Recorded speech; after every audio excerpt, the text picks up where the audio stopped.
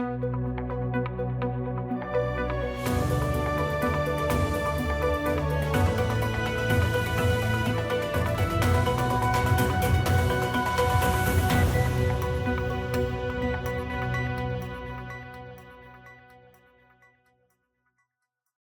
today's news, Labor Department urges residents to register on the new labor management system.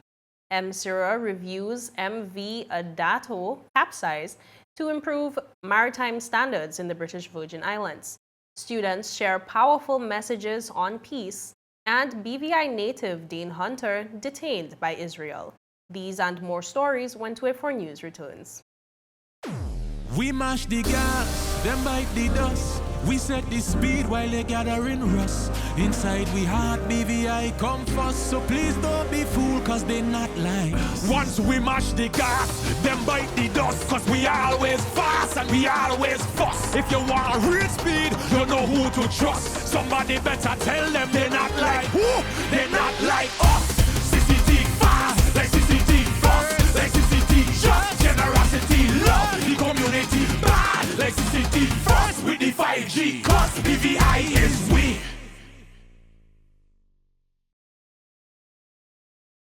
Welcome viewers to the Friday, October 3rd edition of 284 News. I am Jacques Wooding Donovan, bringing you the latest out of the British Virgin Islands. Thank you so much for joining us.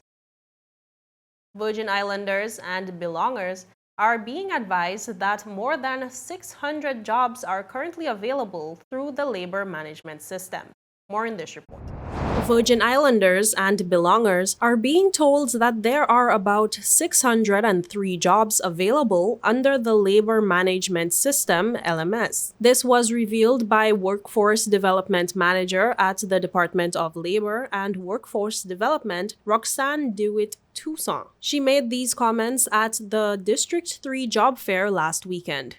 So I have people calling me every day because as the Workforce Development Manager, when you submit an entry on the new labor management system and the entry has expired, then it comes to my unit and we look over all of the applicants. I want to let all of you that are here today know that the labor management system, which is the system that has been created to automate all of our labor processes, currently have on 555 jobs. Am I correct, Leo? It's 603. So I looked at it yesterday and today it has on 603. So I'm encouraging everybody that is here today, because we usually only focus on registering locals, but today we register anybody that want to get on to the labor management system and be able to view the 603 jobs. So once those jobs are posted there, and some of you are familiar, once the jobs are posted there and they expire, then they come to my unit.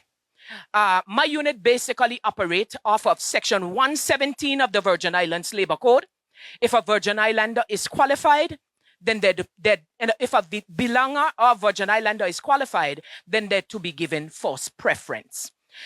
We also look at Section 2A of the Virgin Islands, that employment opportunities are supposed to be fair and balanced and ensure that Virgin Islanders take preference. We also deal with training and development of Virgin Islanders to ensure that they're rightly placed in the job market of the Virgin Islands. We look out for our people. That is what we do. Meanwhile, Acting Labor Commissioner Mervyn Hastings said it is important that everyone register on the labor management system, whether they are employed or not. As of 2 weeks ago, we just launched a new dashboard on the system. And this one is the Labor Relations Unit. So it means that if you're employed in the Virgin Islands, and you want to make a dispute, whether or not you're an employer or an employee, the only way now that you can make a dispute to the Labor Department is to log on with your password and go in and make a dispute to this department. So basically, I'm telling you guys, if you want to make a labor dispute against your employer or the employer against your employee, the only way you can do that now is via the labor management system. So we're asking every single resident on the island, you must be registered on the labor management system. And I'm speaking to the employers now. Once you've done the LMS training and you've entered all your employees, even the local employees or the Virgin Islanders must be registered as employees under that system. So the only way that they can make a dispute is through that. And what that does for local Virgin Islanders, it also gives you the avenue to log onto the system and look and see what vacancies there are in the Virgin Islands. As Mr. Sain just said, we have 603 jobs available in the Virgin Islands right now on the labor management system. What we're finding is this.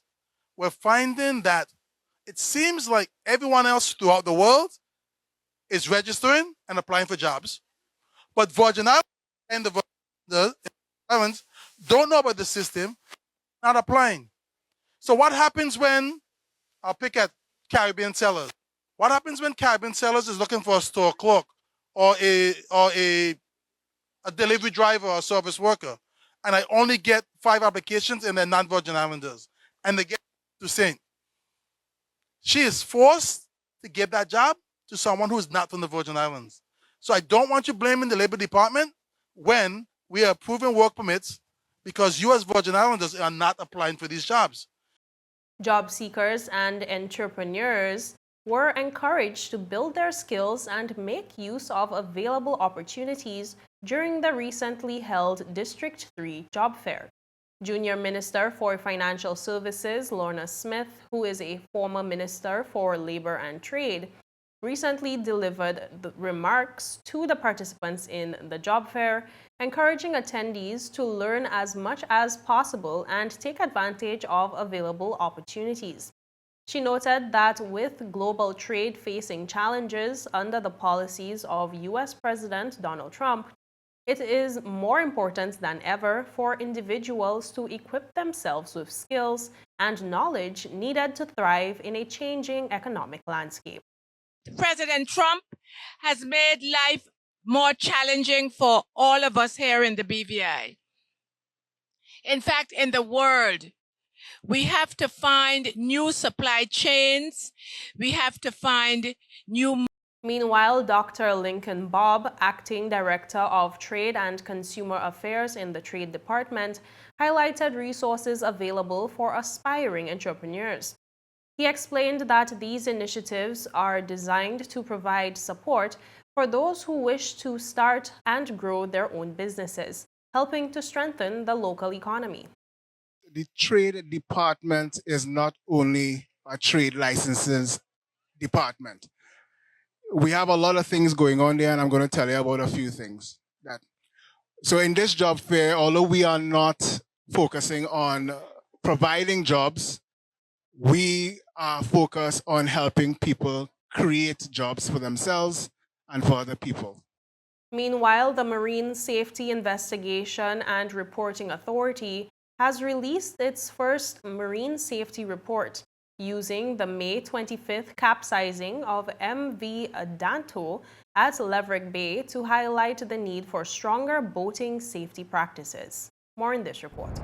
The need for boaters to exercise safety at sea has been further highlighted as the Marine Safety Investigation and Reporting Authority published its inaugural Marine Safety Report. The report focuses on the incident involving MV ANDATO. The agency said this high-performance center console vessel capsized on May 25, 2025 at Leverick Bay, just before the start of the annual Leverick Bay Poker Run. Chief Marine Safety Accident Investigator in the Premier's office, Mr. Jerome Padmore, said the purpose of the report was to raise public awareness by transparently examining the causes of marine accidents and the lessons they reveal about vessel operations, construction standards, and adherence to existing regulations. Padmore said this report is not about blame, but about learning and improving. He said by understanding what went wrong, they can take steps to prevent similar accidents and strengthen maritime safety across the Virgin Islands. Padmore further stated that the report emphasizes the importance of practicing proper safety standards and identifies areas where laws, enforcement, and industry practices can be improved. He said by promoting accountability, encouraging international compliance, and identifying opportunities for reform, it aims to strengthen the safety culture within the Virgin Islands maritime sector and reduce the likelihood of future accidents. According to the Chief Marine Safety Accident Investigator, by publishing this report, the agency aims to ensure that all stakeholders, from recreational boaters to commercial operators, understand the risks associated with high-performance craft and the importance of adhering to safe practices at sea.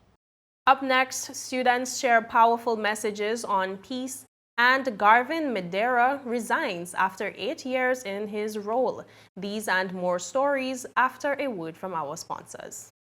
At Higher BVI, we're not just about business. We're about empowering lives, and that is because we aspire to inspire. By choosing us, you're supporting a company that believes in equal opportunities, diversity, and community growth. Our mission goes beyond profit.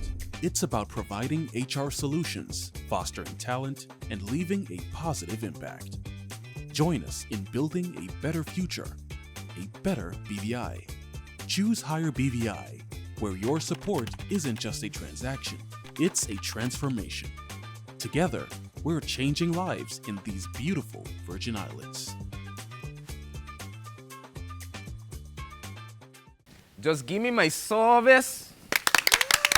Yeah. Just give me my service. Just give me my service. Make the switch to CCT and get connected today. Unlimited talk, text, and data. Visit any CCT store or call us at 444-4444. CCT, Life Unlimited. Welcome back, and thank you so much for staying with us. Young voices from schools across the territory came together this week on the Talking Points program to share their views on promoting peace and understanding. Details in this report.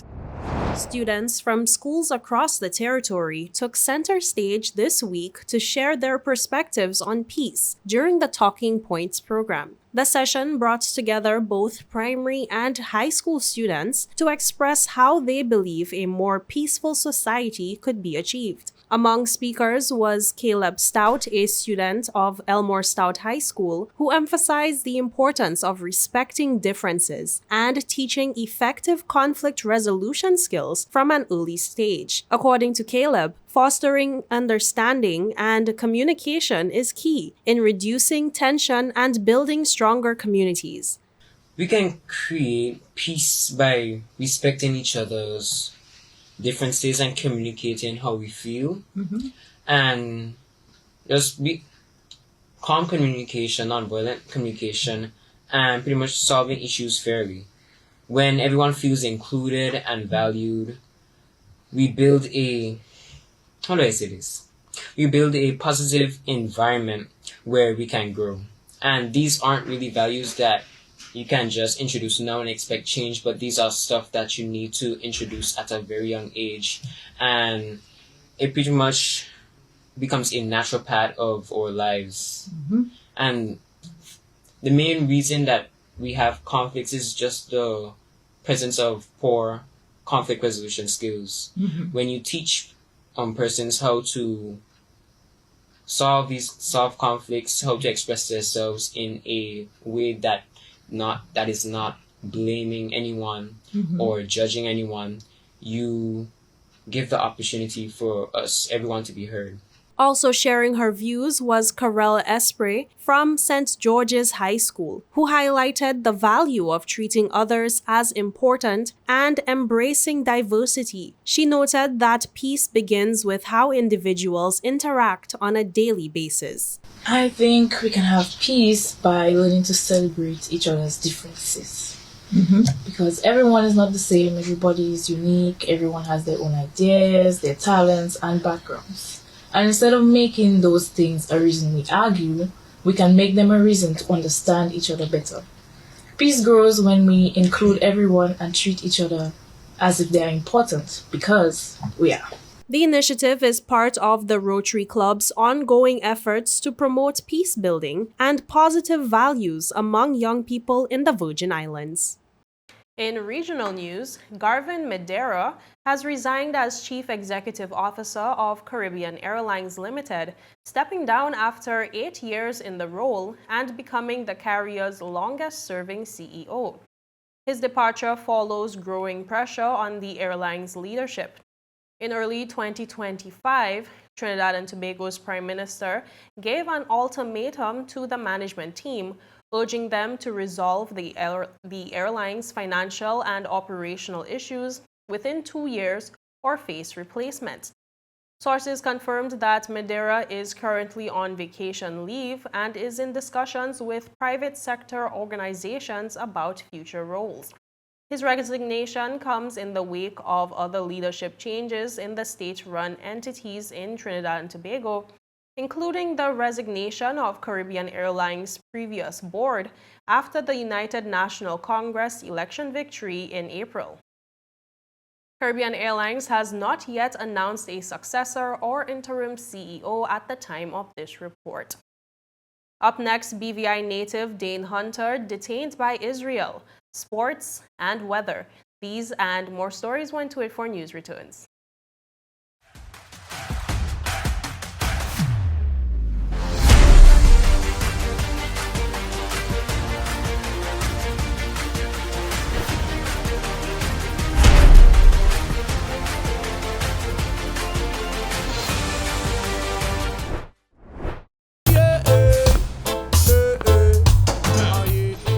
Father Jesus, that line here long like church service. Alright, do enjoy the rest of it then. Next customer line, please. Wait, hold on a second. Yes, Sonny boy, come, yes, Good Sonny. morning. Good morning, Sonny boy. Hold on there. You must have cut front of people. It's okay, I'll take care of it. What? No man to take care of me. How may I assist you? Yes. You want top of power? You want top of power? Join the prepaid party with CCT and enjoy more affordable data plans, more top-up promotions, more savings with hero bundles, and more value for your money each and every Tuesday with Top Up Turn Up Tuesday. Visit a CCT store today or anywhere CCT Top Up is sold and top up your phone. 5, 10, 15, 20, 25, 30. You want top of power? Welcome back. We continue with news that BVI native Dane Hunter is among the international activists detained after Israel intercepted the Global Summit flotilla, which was attempting to deliver humanitarian aid to Gaza this week. Details in this report. All vessels in the Global Summit flotilla, including one carrying British Virgin Islander Dane Hunter, were intercepted by Israeli forces in international waters, according to a statement shared by supporters. Participants in the flotilla are currently in custody in Israel and are undergoing hearings regarding their detention and deportation. The statement alleges that the initial legal proceedings began without granting the participants access to legal counsel from ADALA, a legal advocacy organization. The agency's lawyers have since been allowed to enter the Ashdod port and have started consultations with the detainees. Supporters are urging the public to contact the United States and British Virgin Islands embassies in Israel to call for the immediate release of Hunter and other participants. The first boats were stopped about 70 nautical miles off Gaza in international waters, while others were being intercepted closer to the enclave. One vessel, Mikino, managed to reach Gaza's territorial waters before it was too seized. Human rights observers have raised concerns that Israel has no jurisdiction in international waters, calling the operation unlawful. Israel has defended its actions, citing security concerns and its control over access to Gaza. The flotilla was organized as part of an international solidarity effort to deliver aid to Gaza, where humanitarian agencies warn of worsening conditions under Israel's blockade. The flotilla's organizers stressed that their aid is purely humanitarian and screened by third parties. Distribution on the ground would be handled by established networks to ensure supplies reach starving families, especially children. Beyond the immediate delivery of aid, Hunter previously told 284 Media that he hopes the voyage would rally global solidarity. Our governments have let us down internationally, all across the globe. There are no governments truly standing up to this genocide, which means that we as people need to stop it. I think, what if this was us? What if this was our small country? What if this was a small Caribbean nation? We have been colonized. We have a long history of colonization in the Caribbean. We know what it's like to have some large governing body across the ocean from us, people who don't look like us, making decisions for us. And if any of those entities decided to starve us and to starve our families, we would want the rest of the people in the world to help. We would want them to say that's not okay. He also urged individuals around the world to show support through awareness, protest, and conscious consumer choices. One of the main things that you can do is boycott. You can choose to not buy products that are economically supporting this genocide.